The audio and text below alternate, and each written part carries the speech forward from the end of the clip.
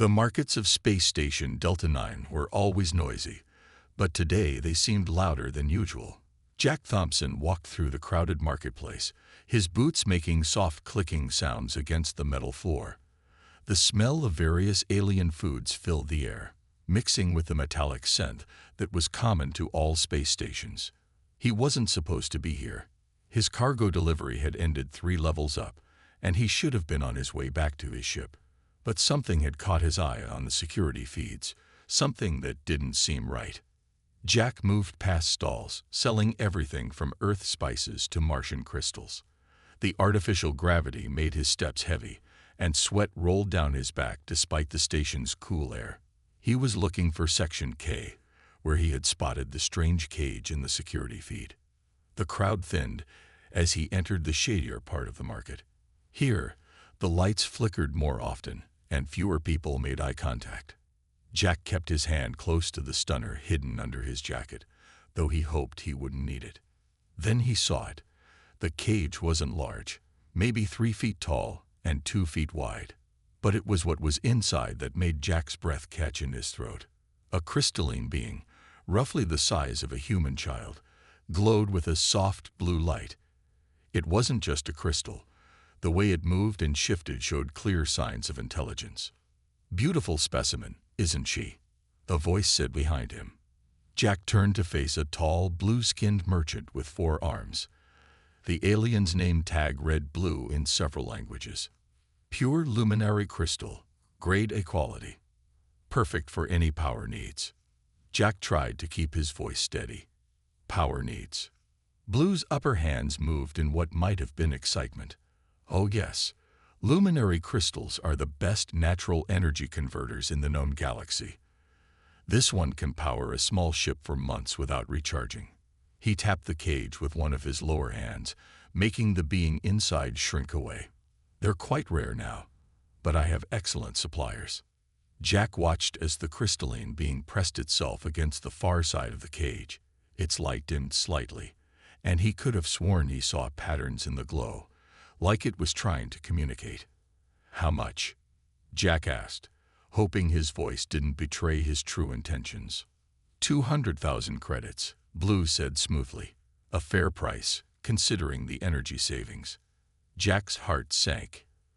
He had only 50,000 credits in his account, his savings from 5 years of cargo runs.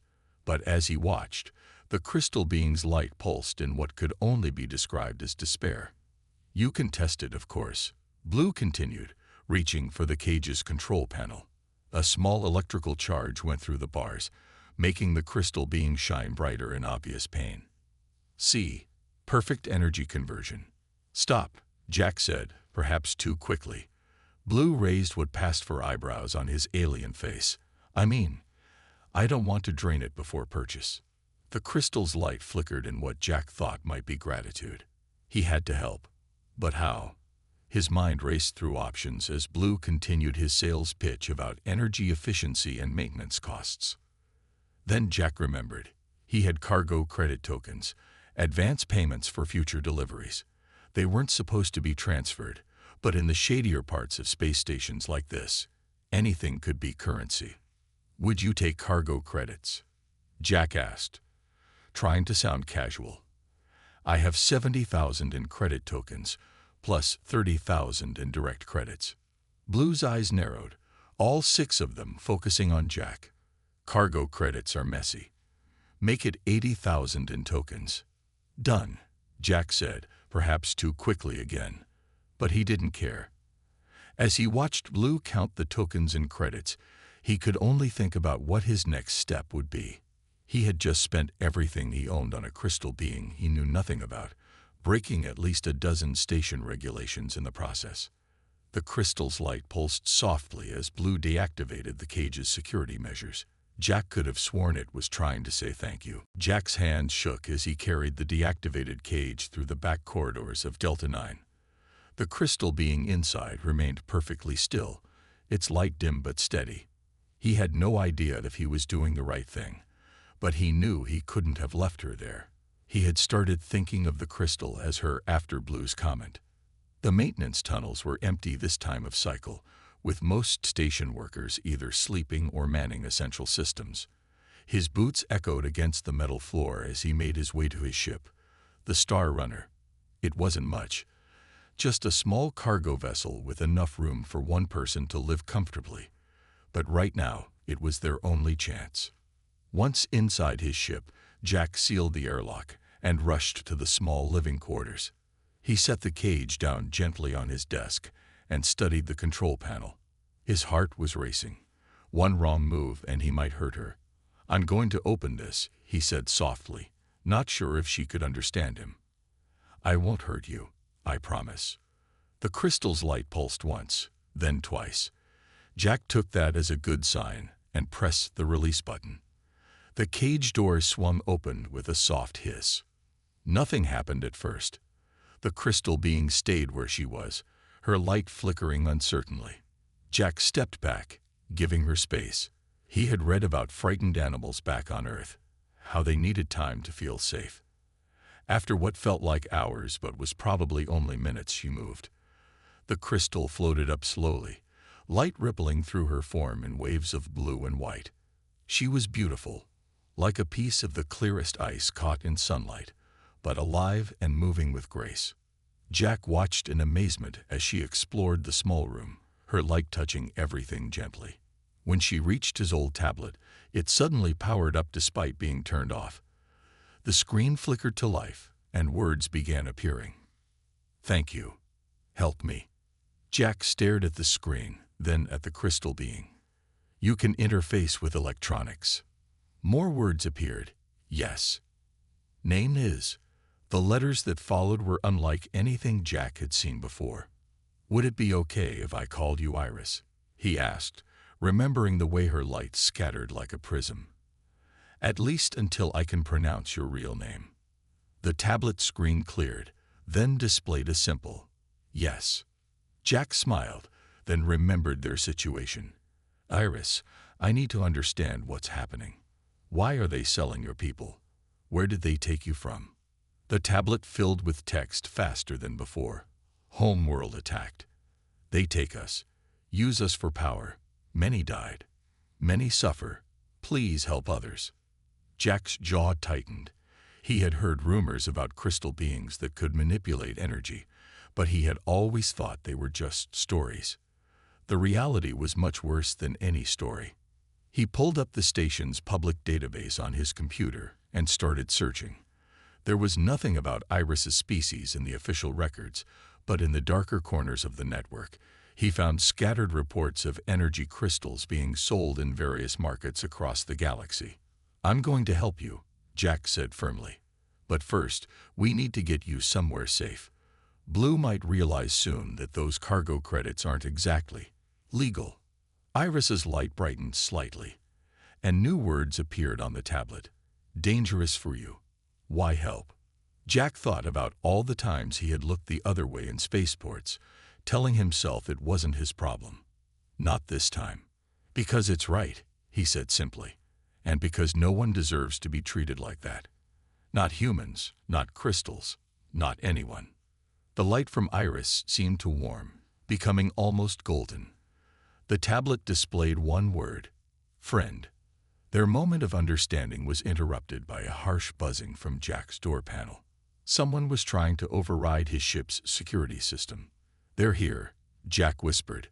"We need to move. Now." The pounding on the Star Runner's airlock grew louder. Jack's fingers flew across the ship's control panel, trying to override the station's docking clamps. Next to him, Iris's light pulsed with fear, casting shifting shadows across the cockpit. "Warning," the ship's computer announced. "External override in progress. Security forces approaching." Jack glanced at his radar screen. 3 security vessels had already taken position around his ship. On the station's open channel, he could hear Blue's angry voice demanding the return of his stolen property.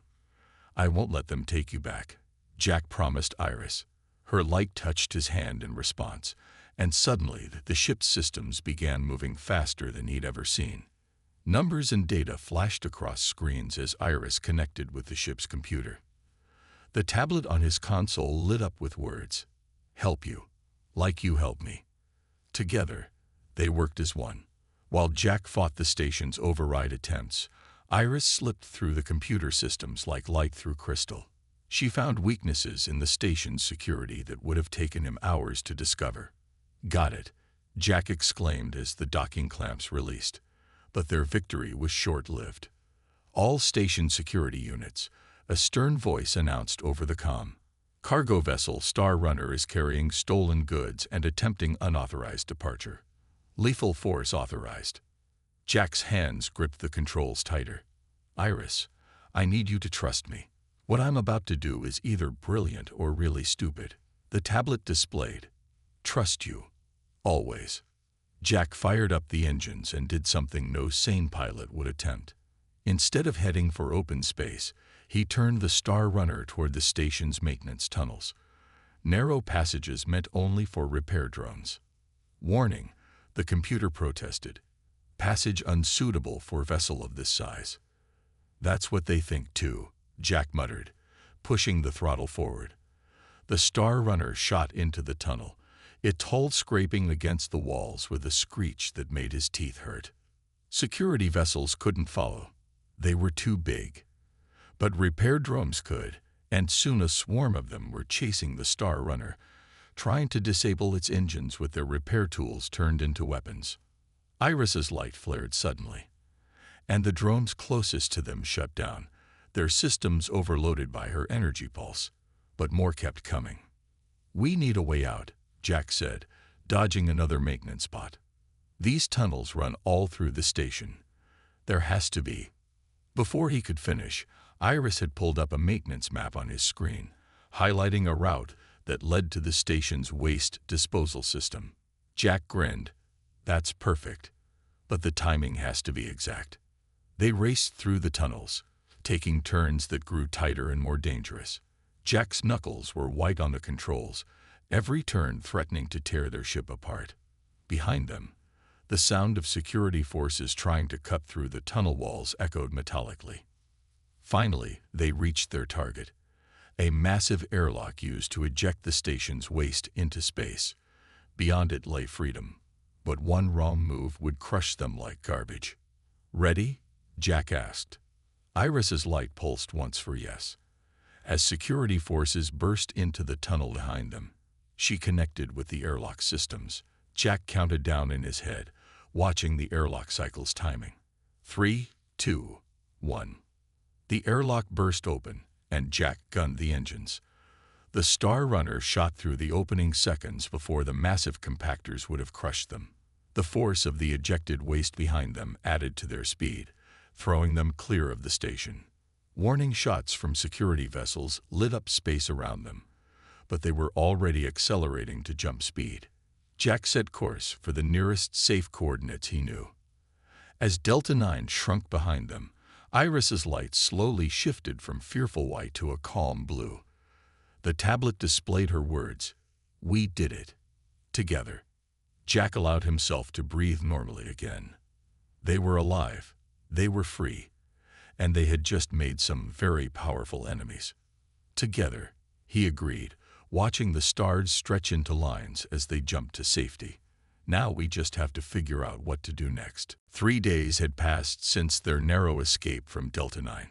The Star Runner drifted through the quieter lanes of space, far from the main trading routes where station security might look for them. Jack sat in the pilot's chair, watching the stars streak by through the viewport, while Iris floated nearby, her crystal form glowing softly in the dim light. They had fallen into a comfortable routine. Jack had converted his small storage room into what he called the light chamber, a space where Iris could safely regenerate her energy without fear of being harvested.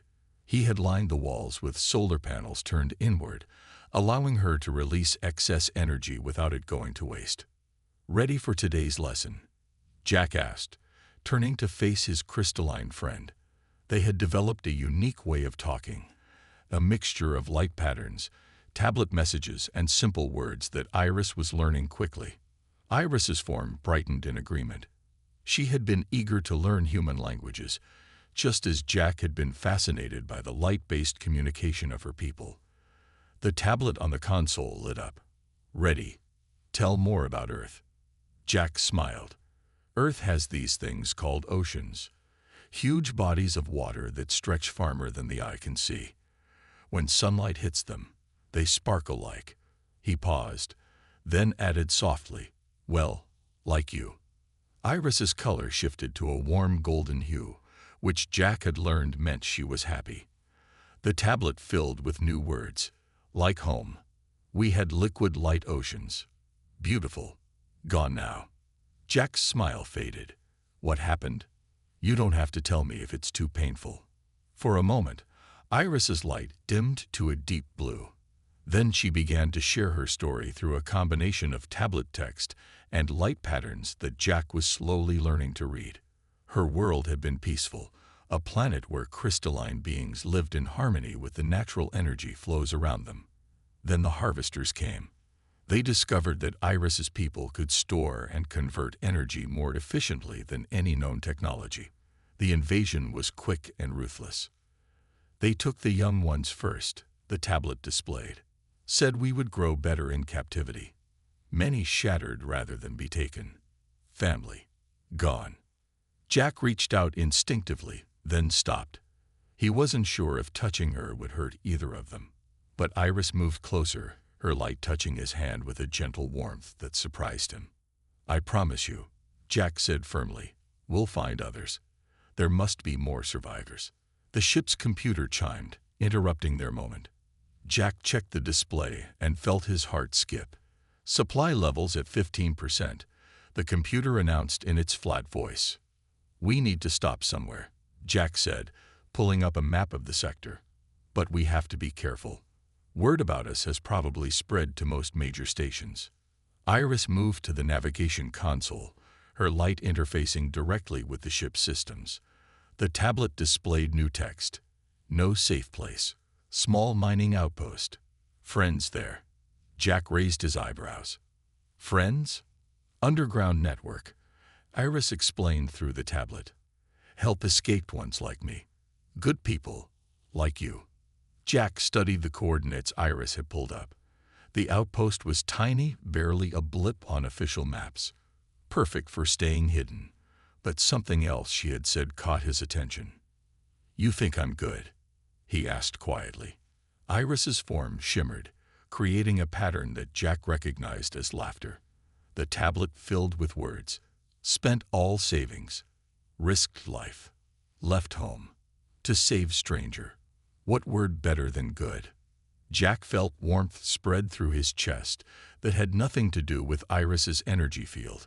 He set course for the coordinates she had provided, watching as her light danced with anticipation. You know, he said, I'd do it again in a heartbeat. Iris's response was simple but filled with meaning. Her light formed the pattern for family, the first word she had taught him in her language. The mining outpost looked abandoned from the outside. Just another forgotten rock floating in space. Jack guided the Star Runner toward what appeared to be a defunct landing bay, following Iris's light signals carefully.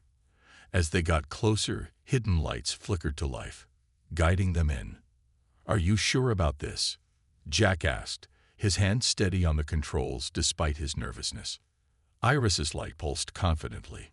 The tablet on his console displayed, Trust me, like I trusted you. The landing bay doors opened silently, revealing the well-maintained interior that contradicted the station's outer appearance.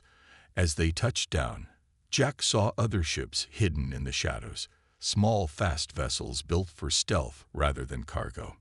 A group of figures waited for them at the bottom of the Star Runner's ramp. Jack counted 5 different species. 2 humans, a tall insectoid being, something that looked like living smoke, and a crystalline form that made Iris pulse with excitement.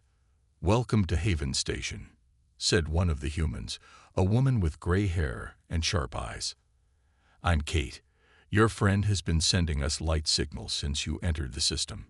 She smiled at Iris. It's good to see another luminary free. The crystalline being floated forward, its light mixing with Iris's in what seemed like an emotional reunion. The tablet quickly translated their light speech. Sister Crystal survived. thought all family lost. Jack watched in amazement as the two luminary shared energy patterns, their lights dancing together in joy. "There are more of you?" he asked. 17 so far," Kate said. "Thanks to people like you. Come on, both of you should meet the others. We have much to discuss." They followed Kate through hidden corridors until they reached a large room filled with star maps and communication equipment. People of various species worked at different stations, monitoring signals and coordinating what looked like rescue operations. "This," Kate gestured around, "is the heart of the resistance. We track slaver ships, find luminary being transported, and coordinate rescue missions. With Iris's help, we might be able to save even more." The smoky beam drifted forward, its voice coming through a translator. "The luminary's ability to communicate through light and energy makes them perfect for coordinating our operations. But we need more help, more people willing to take risks, like you did." Jack looked at Iris, who was still sharing light patterns with her rediscovered sister Crystal. "What exactly are you asking?" Kate's expression grew serious. "We've located a major processing facility. They're holding at least 30 luminary there, preparing them for sale. We've been planning a rescue operation, but we needed someone with cargo ship experience who knows how to hack station security. Like a former cargo pilot who recently broke into Delta 9's systems," Jack said with a small smile. "Exactly." Kate pulled up a holographic map. "This facility is heavily guarded, but with your experience and Iris's abilities, we might have a chance. The question is, are you willing to risk everything again?" Before Jack could answer, Iris floated to his side. The tablet lit up. "Not alone this time. Family helps family." The insectoid being clicked its mandibles in what might have been laughter. "She's right. You're part of Haven now. We protect our own." Jack studied the facility's layout on the hologram, his mind already working on possible entry points. He thought about how scared and alone Iris had been in that cage, and how many others were suffering the same fate. "When do we start?" he asked. The room burst into activity. The smoke being started updating security protocols, the insectoid began checking weapon systems, and Kate pulled up detailed facility schematics. Iris's light touched Jack's hand, warming it gently. The tablet showed her words. "Thank you. Not just for saving me, for saving all." Jack watched as his new family prepared for their biggest mission yet. Sometimes, he realized, the best decisions in life were the ones that seemed crazy at the time. The processing facility loomed before them, a dark metal structure floating against the backdrop of a red dwarf star. Jack's hands were steady on the Star Runner's controls as they approached, though his heart raced beneath his calm exterior. They had spent 3 weeks planning this mission. Now everything had to work perfectly. "Sending cargo credentials now," he said quietly. The forged documents Kate had provided them were excellent. They identified the Star Runner as a routine supply ship. Iris floated next to him, her light dimmed to barely a glimmer. In the cargo hold, 20 resistance fighters waited silently, including Kate and the smoke being, who they'd learned was called Mist. The facility's comm system crackled. "Supply vessel Star Runner, you're cleared for docking Bay 3. Follow the guide lights." Jack allowed himself a small smile. Phase 1 complete. As they docked, Iris interfaced with the ship's systems, sending a hidden signal to her sister Crystal back at Haven. The rescue operation had begun. The loading bay was huge, filled with various cargo ships. As Jack walked down his ship's ramp with his fake cargo manifest, 2 guards approached him. Behind them, he could see the energy collection systems that Kate had described. Massive machines designed to drain and store power from captured luminary. "Routine inspection," one guard said, reaching for the manifest. That was when everything happened at once. Iris, hidden until now, suddenly flared with brilliant light, momentarily blinding the guards. Mist poured out of hidden vents, filling the bay with dark smoke. The resistance fighters emerged silently from the Star Runner, moving with practiced precision. Jack pulled out his stunner, quickly disabling the guards before they could raise an alarm. But they had only seconds before someone noticed the security cameras going dark. "Now, Iris," Jack called out. Iris shot toward the facility's main power conduits, her light connecting with the system. All around them, doors began opening as she overrode the security protocols. Kate's voice came through their comm units. "Team 2, move to the holding cells. Team 3, secure the control room." Jack ran alongside Mist toward the central processing chamber, where their scans had shown the largest concentration of captured luminary. His heart pounded as they rounded each corner, expecting resistance. They found it at the chamber doors. A group of facility workers had barricaded themselves inside, threatening to drain the captured luminary completely if anyone tried to enter. "They'll die before we get through," one of the resistance fighters said in despair. But Jack smiled. "No, they won't." He pressed his comm unit. "Iris, remember what we practiced." Through the facility's speakers, they heard a strange, beautiful sound. Luminary light speech converted to audio. Inside the chamber, the captured luminary began to glow brighter, responding to Iris's call. The facility workers hadn't counted on one thing: their living batteries fighting back. 30 luminary, acting together, surged with power. The chamber's systems overloaded, doors sliding open as emergency protocols activated. "Move in," Kate ordered. The next few minutes were chaos. Resistance fighters rushed the chamber while Mist provided cover. Jack helped guide weakened luminary toward the exit, their lights dim but alive. In the control room, Iris had found something even more valuable than their rescued companions: data. Records of other facilities, shipping routes, buyer lists. Everything they needed to expose the entire trafficking network. "Jack." Iris's voice came through his tablet. "Ships approaching. Must leave now." They had planned for this too. As facility alarms finally blared, Kate's voice came through all comm units. "All teams return to ships. Bring our people home." Jack ran back toward the Star Runner, helping carry those luminary too weak to float. Behind him, Mist covered their retreat, while ahead, Iris held the security systems at bay. They had done it. 32 luminary rescued, plus all the data they needed to save more. As the last survivor floated up the Star Runner's ramp, Jack looked back at the facility. In the control room window, he could see Iris's light shining like a beacon of hope. "Time to go home," he said softly, as their small fleet of ships broke away from the facility, carrying their precious cargo of newfound family to freedom. 6 months after the rescue mission, Haven Station had changed beyond recognition. What was once a hidden outpost had become a sanctuary, its halls filled with the gentle light of free luminary. Jack stood at the main observation deck, watching as another rescue ship docked, its hold carrying 3 more survivors found using the data they had stolen. Iris floated beside him, her light stronger and brighter than ever. The tablet they had once relied on for communication lay forgotten. Jack could now understand most of her light speech, just as she had mastered spoken English. "The Galactic Council meeting starts in an hour," Jack reminded her gently. Iris's light sparkled with what he recognized as determination. "Ready," she said, her voice a melody of light transformed into sound. They must listen this time. They had spent months preparing for this moment. The evidence was overwhelming. Hundreds of records showing the brutal trafficking of luminary across the galaxy. Pictures, videos, shipping manifests. More importantly, they had testimonies. Survivors willing to stand before the council and share their stories. The council chamber was packed when they arrived.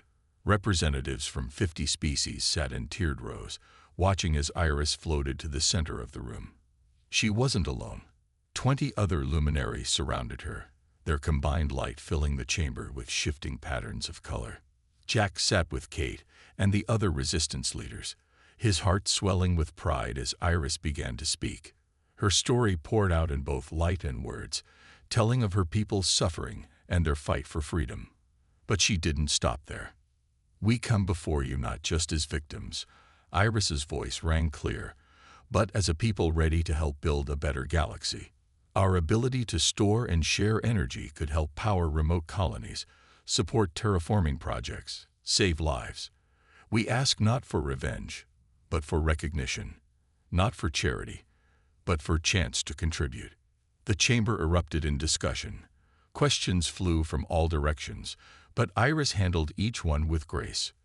When she described how a human cargo pilot had spent his life savings to save a single luminary, many council members leaned forward with interest. Hours passed, but finally, the council reached their decision. The verdict was unanimous. The luminary would be recognized as a free sentient species. All trafficking would be outlawed, with heavy penalties for violations.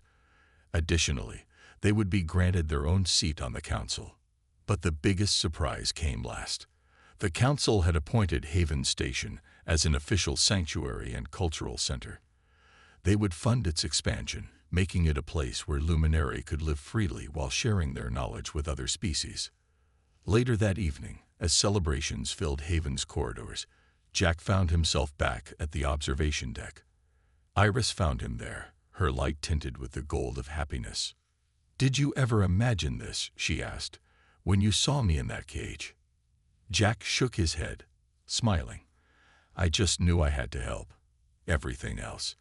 He gestured at the station around them, where luminary light danced with joy and humans worked alongside beings of crystal, smoke, and stardust. "This is beyond anything I could have dreamed. You humans have a saying," Eris said, her light touching his hand warmly. "One person can change everything. You proved it true." A small group of young luminary floated past, recently rescued from a remote facility. They stopped, their lights dimming respectfully. "Teacher Iris," one called out, "will you tell us the story again? About the human who saved you." Iris's lights sparkled with amusement. "Go on," Jack said softly. "They need to know that sometimes the craziest choice is the right one."